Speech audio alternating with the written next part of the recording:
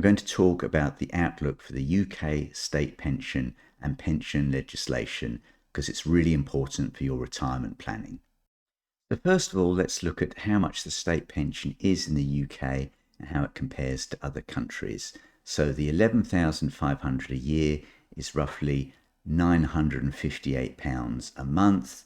This table says living costs are 810, excluding rent, which seems a bit low to me, but it compares the UK state pension to other countries and it's only ranking 15th in this table. Some countries have state pensions based on people's earnings in the past, which seems a bit wrong and a bit unfair. So the reason why we have things like triple lock, which guarantees growth in the state pension of either inflation, 2.5%, or earnings growth, you take the minimum of those, is to hopefully push the UK up this table and to get a more decent income for pensioners. And then here we've got some data from pension consultants Mercer that looks at pensions around the world, how adequate they are to live off and how affordable they are for the government to fund.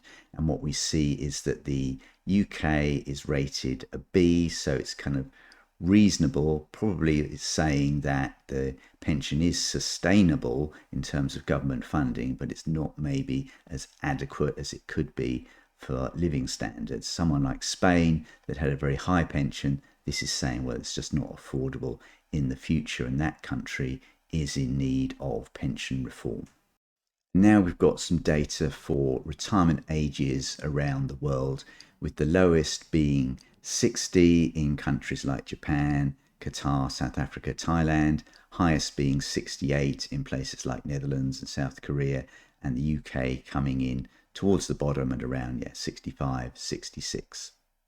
So although there are problems with things like an aging population, a falling birth rate, meaning possibly fewer people in the workforce, and a rising cost of providing other government services, I don't really see a short-term crisis for the UK state pension. So one thing that's discussed is, will pensions be means tested?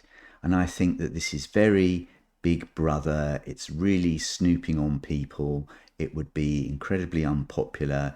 It would be difficult to implement because you'd have to look at all kinds of wealth that people might have, whether it's property held through limited companies, whether it's ISAs, all your pension pots. And what's one thing where people will squirrel their money away? Well, guess what?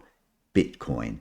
So it's not necessarily that feasible. Currently, only Australia has a means tested pension, and I think we're a long way from that in the UK.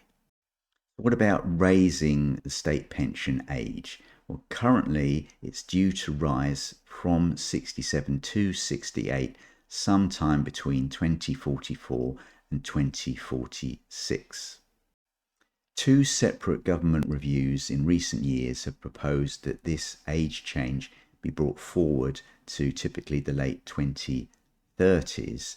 The change in states pension is meant to be based around increased life expectancy. One crucial factor is whether 10 years notice will be given before any changes in the age at which you can access your state pension, because that will give people time to adapt their financial circumstances. There has been talk of raising the state age to 71, but I think that's complete rubbish, because then it will be the highest age in the world at which you can access a state pension. Will the triple lock continue? Will pensions continue to grow by the minimum of earnings growth, inflation, or 2.5%?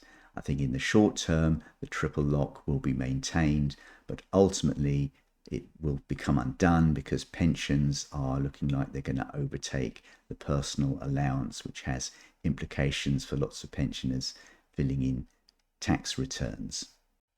Also, there have been increased provisions around private pensions and much more emphasis on getting people to contract into those, with minimum employer contributions of 3% and employee contributions of 5%. And as that works its way through the system, we're going to see a lot more pensioners with greater income. So the problem is that people just don't trust the government around pensions, when they can access them, how much money they will be, and then also the future taxation of their own personal pensions. But hopefully, the older you get, the closer the finishing line becomes, and your distrust starts to wane. One solution is to put money into an ISA if you're a 20% marginal rate taxpayer. Then, as you get older, get promoted, and you start paying 40% tax, you can put more money into a workplace pension via a salary sacrifice.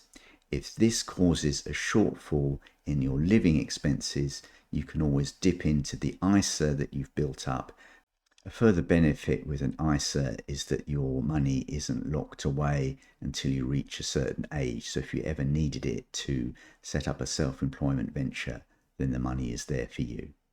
So if the burden of state pensions on the UK economy was to be reduced, what are some possible reforms that might be enacted? Well, one is to increase the minimum number of qualifying years from its current 35 to, say, 40. So at the moment, you could say graduate university at 22, work for 35 years, retire at 57, access a personal pension, and then 10 years later get your full state pension. And I think that increasingly the government isn't really that keen on early retirees who aren't really generating any income tax revenue. What about reintroducing the lifetime allowance or some kind of tax on excessive private pensions? Well, I think that this again would be quite unpopular. I think it could be quite costly, and there could be quite a large administrative burden around implementing it. I also think, remembering back to the days of Yes Minister, that this will impact senior civil servants in quite an adverse way. So it'll be quite difficult to push the legislation through.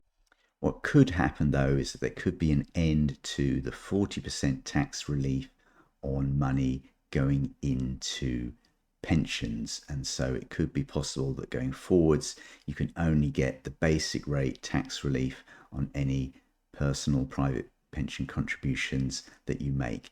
This would have a more immediate benefit on government finances, and it would be a lot easier to implement. So let me know your thoughts. What do you think will happen to the UK state pension in the future? Is it worthwhile relying on it as part of your retirement planning? I think that it is, but I think that if you're going to do that, you also need to be fairly pessimistic around stock market returns, that you don't end up forecasting amazing finances in retirement that might not materialize. If you want more details on forecasting your wealth in retirement, check out my retirement calculator.